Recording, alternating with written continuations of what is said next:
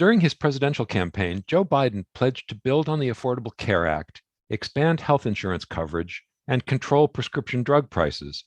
Biden and congressional Democrats have pursued an array of healthcare reforms, and some of them have resulted in meaningful change.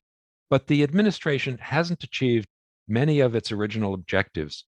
I'm Stephen Morrissey, managing editor of the New England Journal of Medicine, and I'm talking with Jonathan Oberlander, a professor of social medicine and of health policy and management at the University of North Carolina at Chapel Hill. Professor Oberlander has written a perspective article about healthcare reform during the first year of the Biden presidency. Professor Oberlander, how did Biden's healthcare agenda compare with that of the other candidates in the 2020 election? And what did his win say about the type of reform that appeals to the American public?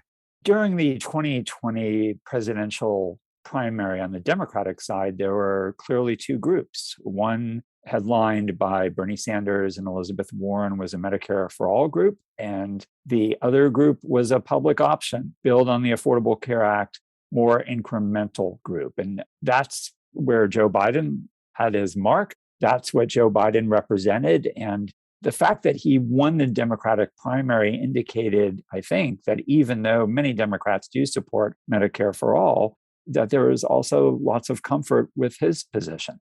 And then during his first year in office, what kinds of healthcare policies did Biden advance by means of executive order or other administrative changes, things that didn't require congressional support? I think it's important to acknowledge that one of the main strategies of the Biden administration has been to take the executive orders that Donald Trump issued during his time in the White House and simply reverse them. And so, for example, the Trump administration allowed states to apply for waivers where they could mandate that non-disabled Medicaid enrollees would have to work. And the Biden administration has simply rescinded the ability of states to obtain those waivers. They've reversed Trump policies related to immigrants' eligibility for benefits as well. The Biden administration also has done things that the Trump administration was reluctant to do. For example, they opened back up the Affordable Care Act marketplace where the uninsured can go and buy coverage. They opened that back up for a special enrollment period during the pandemic. And they also, very importantly, reinstated advertising and outreach to try and get people to sign up, which the Trump administration had largely rolled back during its time in office. And then what about legislation? What health-related laws has Biden successfully helped to move through Congress?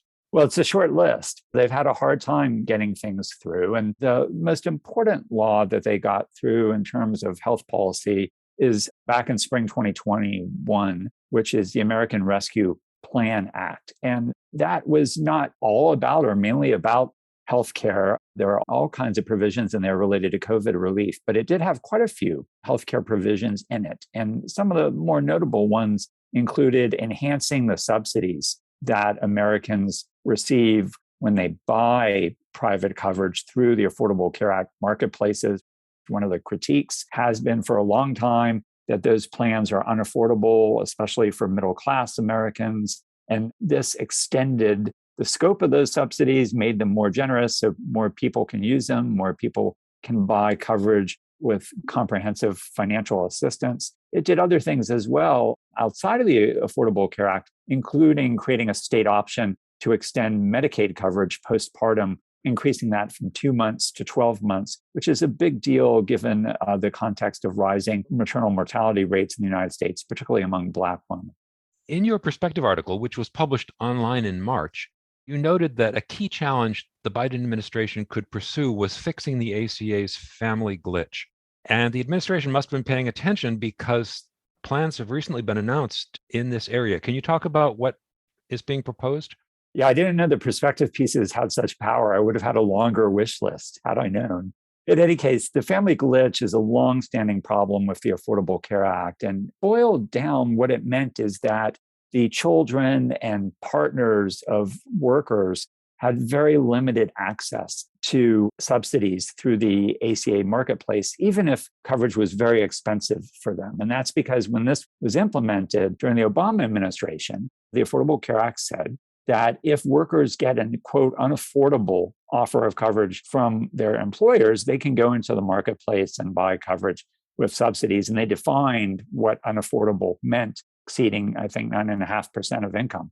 But they judged affordability only on the basis of an individual worker's premium, not the cost of the premium for the whole family, which of course is often not subsidized at all or very much by an employer. And as a result, there were millions of Americans who did not qualify for coverage in the marketplace and really didn't have an affordable option.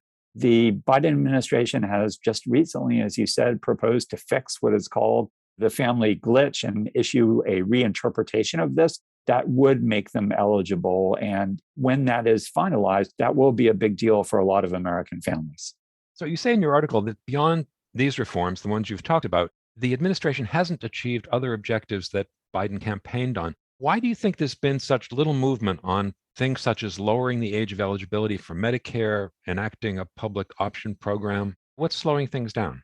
I think in large part, the Biden administration is a victim of exaggerated expectations. In the aftermath of the 2020 elections, people were out there talking about the transformational ability of his presidency and could this be a new deal? But when you look at the kind of congressional majorities he has, they're as thin as you get. He's got a majority of 4 in the House and essentially 0 in the Senate, with Vice President Harris being the tie-breaking vote.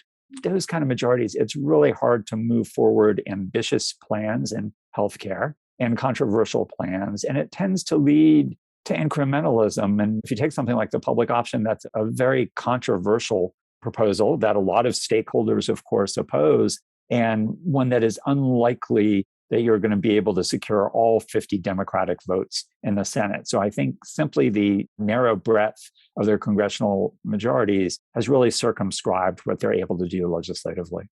Finally, how much time do you think Biden and the congressional Democrats reasonably have to implement reforms, whether incremental or substantial, before the midterm elections? And what kind of changes do you think are feasible? What time is it? What's the date? Not much, not much time. I think the sands are running down here.